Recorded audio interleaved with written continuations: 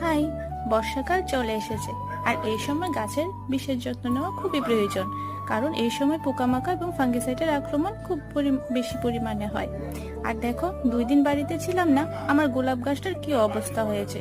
পোকামাকড়গুলো খুব খারাপ অবস্থা করে নিয়েছে।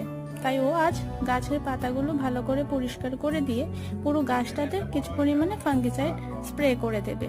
আমিও আজকে যদিও সাফ ফাঙ্গিসাইডটা ইউজ করছি, কিন্তু আপনারা চাইলে বাজারে বিভিন্ন ধরনের ফাঙ্গিসাইড পাওয়া যায়, সেগুলো ইউজ করতে পারেন।